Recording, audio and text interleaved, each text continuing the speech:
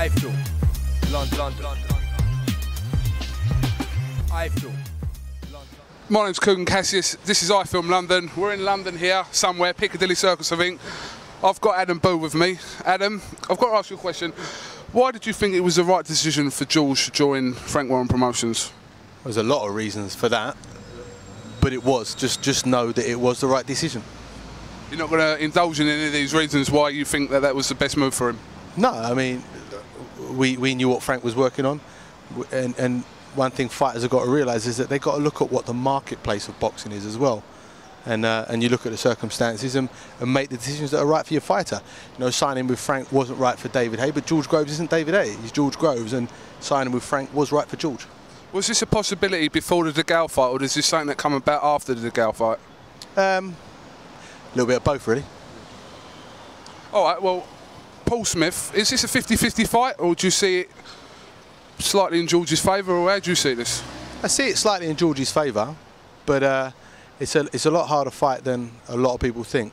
Paul Smith wasn't beaten up in the James fight. You know, he wasn't a broken fighter when that fight was stopped. He was on his feet. He wanted to do things, but he just couldn't do them, and he was getting caught. So he wasn't a broken spirit in that fight, in a sense, when fighters take time to recover. And on top of that, you know, he's training with Joe Gallagher. And one thing Joe Gallagher is he's passionate about his fighters and his fighting life. So you know that Paul's going to get every second of attention that he needs from Joe. He's going to be pushed. He's going to be in the best shape of his life. And take into consideration as well that Paul's got all of these experiences behind him now. Because losing to James DeGale the way that he did is still an experience. And if he can convert that into one that gives him a bit of strength, all of these experiences he's had mean that he's probably going to be the best fighter that Paul Smith's been come November the 5th. I mean, I heard you say in the press conference that you said for the fans it's going to be a more exciting fight than the DeGale fight. Do you think it's going to be a tougher fight for George than the DeGale fight? Tougher physically? Yes. Yes. Fights should always be, you know, fights always got to be mentally difficult. George was never hurt in the DeGale fight, regardless of what people say. He was never hurt. And George believes that James isn't a puncher, but we know that Paul can dig.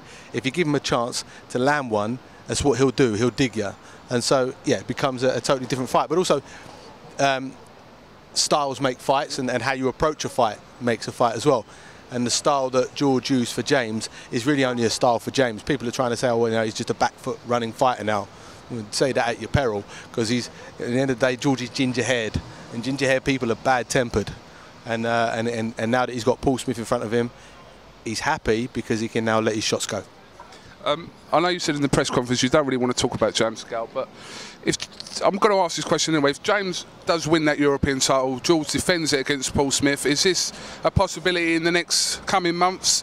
Is this something that you look to push George to get the European title? Look, if James becomes a world-ranked fighter, with or without a European title fight, it becomes a fight that could happen. Because remember, the majority of fighters become world champions without winning the European title, because the majority of world champions don't come from Europe. You know, so you don't have to win the European title to go on to a world title, but because we're in Europe, and James and George are natural nemesis for each other, and the fact that they're at the same stage of their careers, of course, there's going to be a natural matchup, and at any moment, it could be the right fight to make. But that aside, George has just got to concentrate on what's best for him as a fighter, because he's only ever going to fight. The style of James DeGale is very specific to James DeGale. George has got to add so many more strings to his bow to be able to deal with world-class fighters with different styles, and so that's what we're working on.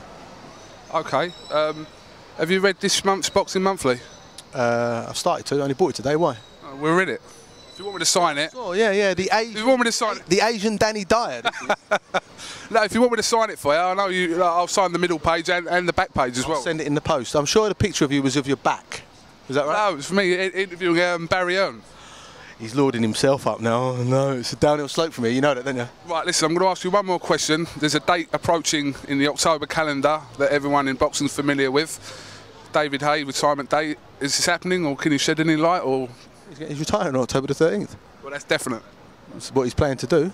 He said if Vitali wants to fight, then he'll fight Vitali and he'll delay it for that. But there's been no offer, so he's going to retire on October. So if the offer doesn't come in before the 13th, it won't happen? He's retiring on October the 13th. All right. Well, Adam Boo, thank you very much for talking to iFILM London. Where have you been, by the way? Because I haven't seen you, heard from you. I've been on the tennis court practicing my forehand. Like, if anyone's wondering where Adam Boo has been, that's where he's been. He's been on the tennis court. What, abroad? No. Anything. Kugan, Cassius, we've had them both for iFILM London. Thank you very much. Danny Dyer.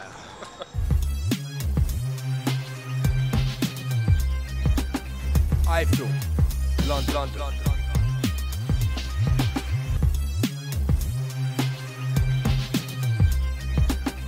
iFILM London.